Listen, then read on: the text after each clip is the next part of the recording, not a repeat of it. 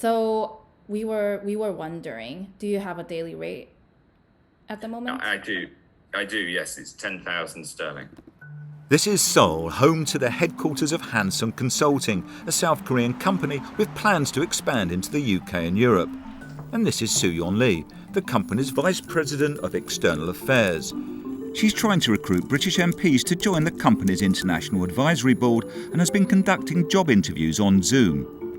Can you see me? Oh, not yet. I can't see you yet. There we go. Hello? Oh, hello there. Very nice to meet you. Good morning. How are you? Great, hi, how are you? What these MPs don't know is that Hanson Consulting doesn't actually exist. It's been entirely made up by led by donkeys. It has no headquarters, there's no advisory board, no clients, no money and no staff.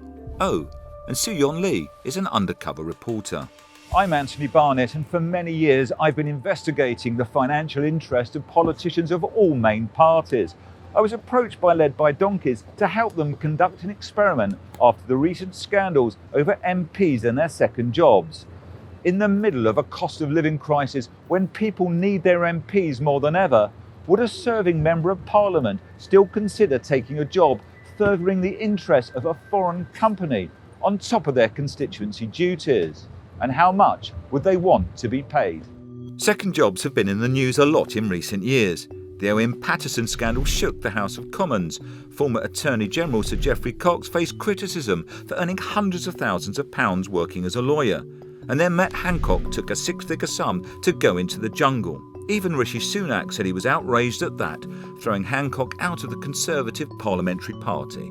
I've been very clear that I was very disappointed with the decision he made. I think there's lots for us all to be getting on with at this time, and that's what I think people should be focused on. It's not against parliamentary rules for MPs to have second jobs or third jobs, and there are no restrictions on how much they can earn. In fact, some claim MPs having second jobs brings important experience into the House of Commons.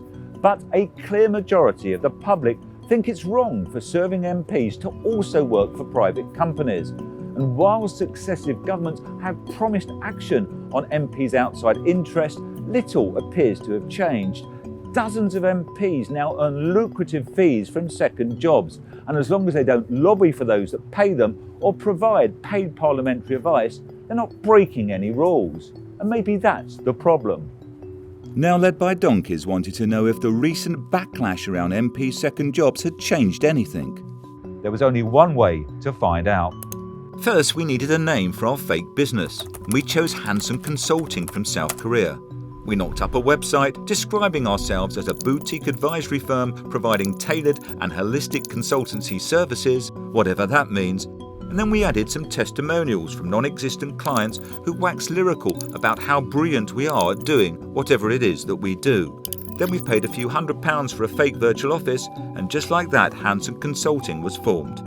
It just needed some British MPs for its International Advisory Board. We scrutinised the parliamentary register where MPs list their financial interests, and we examined their track records. We approached 20 MPs in total. Because the vast majority of MPs' outside income is earned by Conservative members of Parliament, we contacted 16 Tories, 2 Labour, 1 Lib Dem and 1 Independent MP. We emailed asking if they were interested in joining our International Advisory Board from April as we expanded into the UK and Europe. We said we wanted them to attend 6 board meetings a year in the UK, Europe and South Korea, in person or virtually, and to be available for one-off meetings.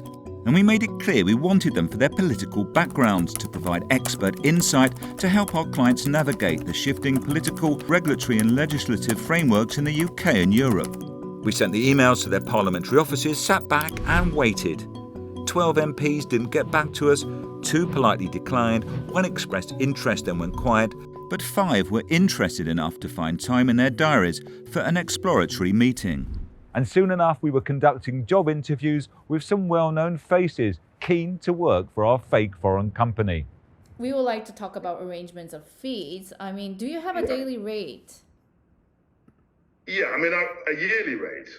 Yes. I mean, I would say as an MP, obviously I don't need to earn a king's ransom, but I would do anything less than for about $10,000 a month.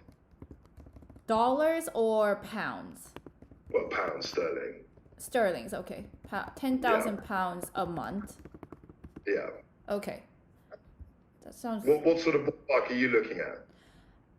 Actually, we were looking into. I mean, this is just a number that's in front of me. I put it down in my memo, so I'm just looking into it.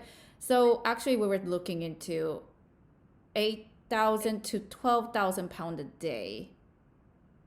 Yeah. Okay. How many days a month is that? I mean, we have 6 board meetings, but it's just that Okay. Yeah. there will be more Okay. more days back and forth. So Yeah, we're not a million miles off. Yeah. Okay. I mean, 8 to 10,000 a day. That's fine. But I'm thinking if there are 12 days that I do a year, that's 12. That's the numbers we can work. We can work with the numbers. But Okay. but yeah, 8 to yeah. hourly rates. Maybe. I mean, do you have any number in mind that we were thinking?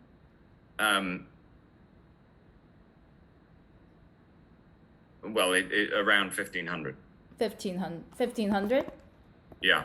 Okay. Do you have a daily rate in mind at this case? I don't know about a daily rate. I suppose seeing your approach and the kind of expectations you'd have, I was thinking something like £60,000 £60,000 annual- Oh, as an annual rate. okay. If That's you think certainly. that's far too cheap, let me know. Over the next few days, join me and Led by Donkeys as we reveal what those 5 senior MPs said in their job interviews with Hanson Consulting. Interviews in which they expressed interest in becoming well-paid board members and attending company meetings in the UK, Europe and South Korea. Sir Gavin Williamson turned us down during the job interview, but the 4 other MPs had all been happy to go forward to the next stage. Well, particularly if I'm going to Korea, I'd expect to be compensated for that. Yes, But, definitely. We will arrange all yeah. the compensations and all that. So Yeah, I mean, I'm 10,000 a day, and I'd invoice it each. I wouldn't expect a regular retainer, but we could do it that way as well. so 10,000 pounds a day. Yeah.